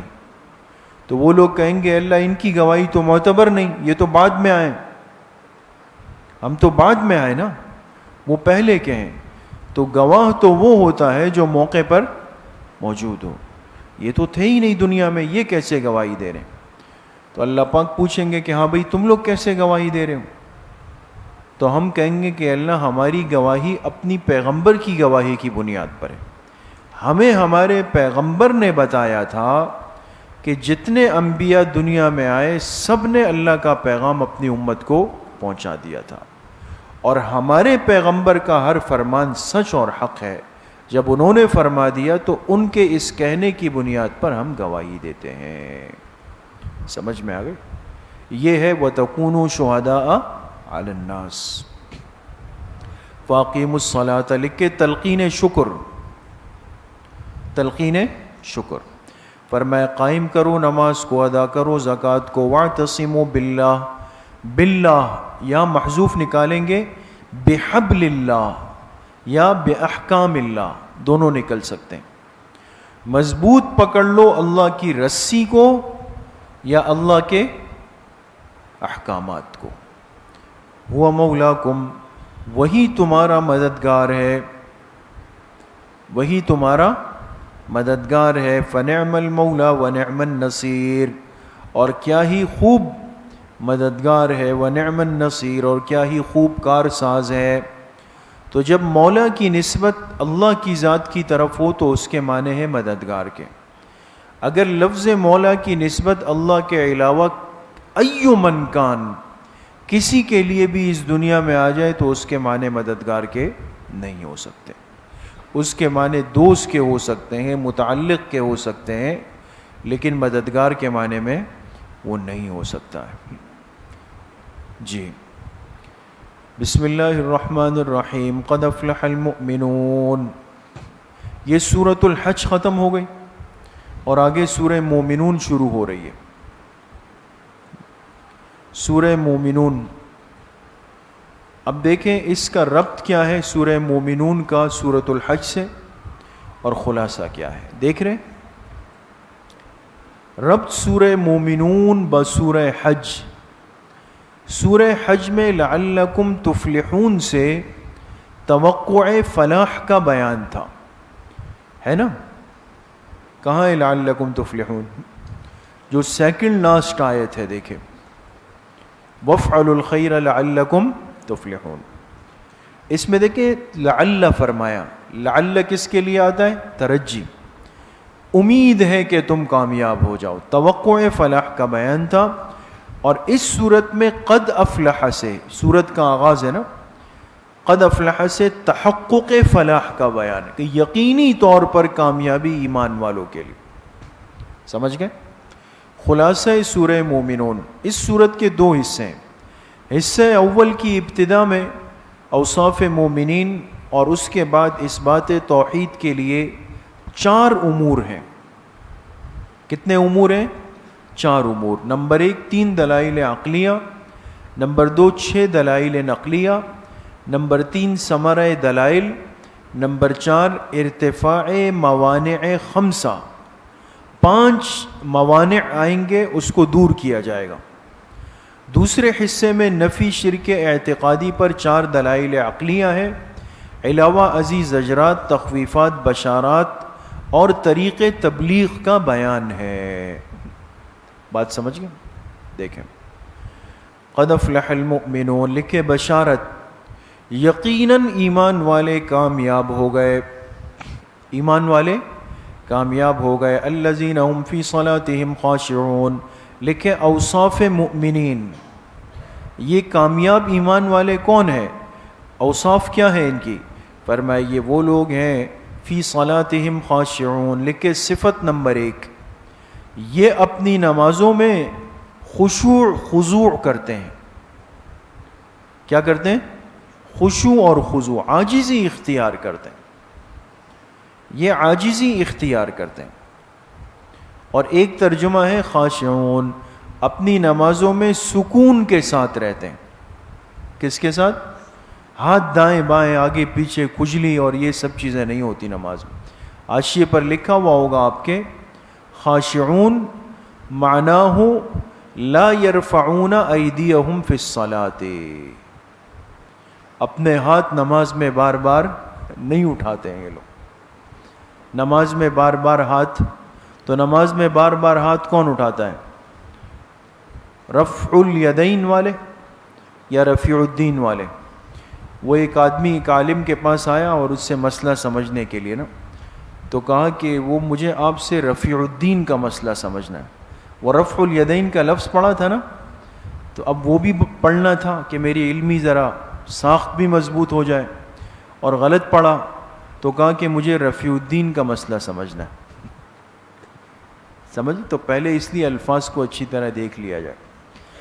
جو اپنی نمازوں میں سکون کے ساتھ رہتے ہیں, والذین هم عن اللغو معرضون, لکھ کے صفت نمبر 2, اور جو بیہودہ باتوں سے اعراض کرتے ہیں. لغو کے نیچے لکھ کے بیہودہ باتیں, بیہودہ باتوں سے اعراض کرتے ہیں. والذین هم للزکاۃ فاعلون, صفت نمبر 3, اور جو زکوٰۃ کو ادا کرتے ہیں. للزکاۃ, جو زکوٰۃ کو ادا کرتے ہیں. اس کے 3 مطلب دوستوں بیان کیے گئے. کتنے مطلب؟ للزکاۃ فاعلون کے کتنے مطلب ہیں؟ 3. اچھا, ایک مطلب تو یہ ہے کہ اپنے اخلاق کو پاکیزہ رکھتے ہیں. زکوٰۃ سے مراد تزکیہ ہے. یہ اپنے اخلاق کو کیا کرتے ہیں؟ پاکیزہ رکھتے ہیں. دوسرا مطلب یہ ہے کہ زکوٰۃ سے مراد ہے صدقات نافلہ, صدقات, اور یہ اپنے اموال میں صدقات بھی ادا کرتے ہیں. یہ اس لیے کہ سورت ہے مکی, مکی ہے نا, اور مکہ میں تو زکوٰۃ کی فرضیت آئی ہی نہیں ہے. تو اس اعتراض سے بچنے کے لیے آپ کہیں کہ بھئی یہ صدقات نافلہ بھی ادا کرتے ہیں. تیسرا جواب یہ ہے کہ زکوٰۃ زکوٰۃ ہی کے معنی میں ہے، جو آپ نے اصل ترجمہ، یہ اپنے مال کی زکوٰۃ ادا کرتے ہیں، تو پھر اس اشکال کا کیا جواب ہوگا؟ جواب یہ ہے کہ اصل زکوٰۃ تو مکہ میں فرض ہو گئی، اصل زکوٰۃ کہاں فرض ہوئی؟ مکہ میں، لیکن نصاب مقدار وغیرہ مدینہ منورہ میں طے ہوئے۔ سمجھ میں آ گئے؟ والذین هم لفروجہم حافظون، صفت نمبر 4، اور یہ لوگ اپنی شرمگاہوں کی حفاظت کرتے ہیں، الا علی ازواجہم او ما ملکت ایمانہم، سوائے اپنی بیویوں کے یا باندیوں کے، یعنی ان سے تو استمتاع کرنا جائز ہے نا، سوائے اپنی بیویوں کے یا باندیوں کے، فإنہم غیر ملومین، کہ بے شک اس میں ان پر کوئی الزام نہیں، ملومین کے نیچے لکھیں الزام، اس لیے کہ وہ جائز استمتاع ہے۔ فمن ابتغى وراء ذلك، جو تلاش کرے گا وراء ذلك، اس کے علاوہ کوئی راستہ۔ اب اللہ پاک نے انسان کو استمتاع اور انتفاع کا ایک ہی راستہ دیا، وہ نکاح کا ہے، اس لیے کہ اب تو باندیوں کا معاملہ بھی بند ہو گیا، تو اب نکاح کا راستہ رہ گیا۔ اب اس کے علاوہ جو کوئی اور راستہ تلاش کرے گا، یعنی قضائے شہوت کا، کس کا؟ قضائے شہوت کا، فَأُولَٰئِكَ هُمُ الْعَادُونَ، تو وہ حد سے تجاوز کرنے والا ہوگا۔ سمجھ گئے؟ حاشیے پر لکھیں اس سے حرمت متعہ بھی ثابت ہو گئی۔ کون سی حرمت؟ حرمت متعہ، اس لیے کہ ابتداء اسلام میں کچھ عرصے تک متعہ کی اجازت تھی، یعنی جس کو نکاح موقت کہتے ہیں نا، نکاح وقتی طور پر نکاح ہوتا تھا، لیکن ایسا نہیں تھا خدا نخواستہ کہ ایک مرد عورت آپس میں طے کر لیں، اس میں باقاعدہ گواہ ہوتے تھے، وکیل ہوتا تھا، مجلس ہوتی تھی، مہر طے ہوتا تھا، اور اولیاء کی رضامندی ہوتی تھی۔ صرف ایک فرق تھا کہ وقت طے ہوا، کہ 3 مہینے، 6 مہینے، 1 سال، 1 مہینے، سمجھ گئے، اور اس کے بعد پھر وہ ختم۔ لیکن بعد میں اس نکاح متعہ کو ختم کر دیا گیا۔ یہ دین اسلام میں نکاح متعہ کا یہ تصور تھا۔ والذین هم لاماناتہم، لکھے صفت نمبر 5، اور یہ وہ لوگ ہیں جو اپنی امانتوں کا اور اپنے وعدوں کا پاس رکھتے ہیں۔ کیا رکھتے ہیں؟ پاس سے مراد یعنی پورا کرتے ہیں اس کو، امانتوں کو بھی اور وعدوں کو بھی پورا کرتے ہیں۔ والذین هم علی صلواتہم یحافظون، صفت نمبر 6، اور جو اپنی نمازوں کی یحافظون، پابندی کرتے ہیں، اولئک هم الوارثون، ثمرہ، یہی لوگ وارث بننے والے ہیں، کس چیز کے؟ الذین یرثون الفردوس، یہ وارث بنیں گے اعلیٰ جنت کے۔ فردوس کے نیچے کیا لکھیں گے؟ اعلیٰ جنت کے وارث بنیں گے، ہم فیہا خالدون، اس میں ہمیشہ ہمیشہ رہیں گے۔ وَلَقَدْ خَلَقْنَا الْإِنسَانَ مِنْ سُلَالَةٍ مِّن طِينٍ، لکھیں دلیل عقلی انفسی، انفس یعنی اپنی ذات، نمبر 1، دلیل عقلی انفسی نمبر 1۔ حاشیے پر لکھیں تخلیق انسانی کے 7 مدارج، انسان کا وجود جو بنتا ہے یہ کتنے مرحلوں سے گزرتا ہے؟ 7 مرحلے، 7 مدارج ہیں۔ دیکھیں، وَلَقَدْ خَلَقْنَا الْإِنسَانَ، اور تحقیق ہم نے پیدا کیا انسان کو، انسان کے نیچے لکھیں انسان اول یعنی آدم علیہ السلام کو، یعنی کس کو؟ حضرت آدم علیہ السلام کو پیدا کیا، من سلالۃ من طین، چنی ہوئی مٹی سے، چنی ہوئی مٹی سے، یا لکھے مٹی کے خلاصے سے، چنی ہوئی مٹی، اس لیے کہتے ہیں نا پوری کائنات کی مٹی کے کچھ کچھ حصے کو لیا گیا اور پھر اس کا خمیر بنایا گیا تاکہ ہر جگہ کا اثر اس میں آ جائے۔ پہلا انسان بن رہا ہے چنی ہوئی مٹی سے، تو من تین ان کے نیچے لکھے نمبر 1، نمبر 1۔ اچھا، اگر ہم انسان سے مراد آدم علیہ السلام لے رہے ہیں تو پھر تو کوئی اشکال نہیں کہ مٹی سے ہی آپ پیدا ہوئے، بنائے گئے۔ اور ایک صورت یہ کہ انسان سے مراد اگر عام انسان لیا جائے، جیسے ہم ہیں سب، عام انسان لیا جائے تو اس صورت میں سلالتن سے مراد کیا ہوگا؟ خلاصہ یعنی غذا. سلالتن سے مراد کیا ہوگا؟ خلاصہ یعنی غذا. غذا اس لیے کہ غذا مٹی کا خلاصہ ہوتا ہے. مٹی سے ہی عمل چل چل کے خوراک بنتی ہے، غذا بن جاتی ہے. بات سمجھ گئے؟ تو خیر انسان کی تخلیق کا جو پہلا درجہ ہے وہ تو کیا ہے؟ مٹی ہے. ثم جعلناہ نطفۃ، لکھے نمبر 2، پھر ہم نے بنا دیا ہو کے نیچے لکھے غذا، پھر اس غذا کو نطفہ بنا دیا فی قرار مکین، ایک مکان محفوظ میں. مکان، یہ ماں کا رحم ہے، مکان محفوظ میں. ثم خلقنا النطفۃ علقۃ، لکھے نمبر 3، اور پھر ہم نے اس نطفے کو، پانی کے قطرے کو بنا دیا علقۃ، خون کا لوتھڑا، خون کا لوتھڑا بنا دیا. فخلقنا العلقۃ مضغۃ، لکھے نمبر 4، اور پھر ہم نے اس خون کے لوتھڑے کو بنا دیا مضغۃ، گوشت یا بوٹی. فخلقنا المضغۃ عظاما، لکھے نمبر 5، اور پھر ہم نے اس گوشت کو بنا دیا عظاما، ہڈی. کیا بنا دیا؟ ہڈی بنا دیا. فکسونا العظام لحما، لکھے نمبر 6، اور پھر ہم نے اس ہڈی پر چڑھا دیا لحما، کس کو؟ گوشت کو. ثم انشأناہ خلقا آخر، لکھے نمبر 7، یہ آخری درجہ ہے انسانی تخلیق کا. اور پھر ہم نے انشأناہ خلقا آخر، روح ڈال کے بنا دیا ایک نئی مخلوق. یہ ترجمہ ہے، روح ڈال کے بنا دیا ایک نئی مخلوق. فتبارک اللہ احسن الخالق، لکھے ثمرہ دلیل، پس بابرکت ہے اللہ کی ذات احسن الخالقین، لکھے جو بہترین ہے صانعین کا. خالقین کے نیچے کیا لکھیں گے؟ صانعین، بنانے والا، جو بنانے والوں میں سب سے بہترین ہے، بنانے والوں میں سب سے بہترین ہے. ثم انکم، حاشیے پر لکھیں ایجاد کے بعد اب افنا ہے. ابھی ایجاد کا بیان ہوا نا کہ انسان بنتا کیسے، اب افنا کا بیان ہے کہ انسان پھر فنا کیسے ہوتا ہے. ثم انکم بعد ذلک لمیتون، اور پھر اس کے بعد کیا ہوگا؟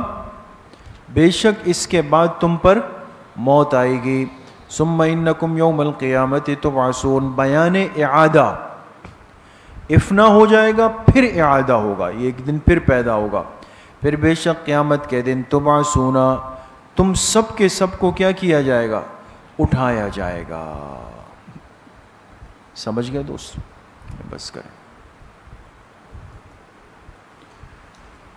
آپ حضرات وقفہ فرما لیں، پھر انشاءاللہ سبق. السلام علیکم.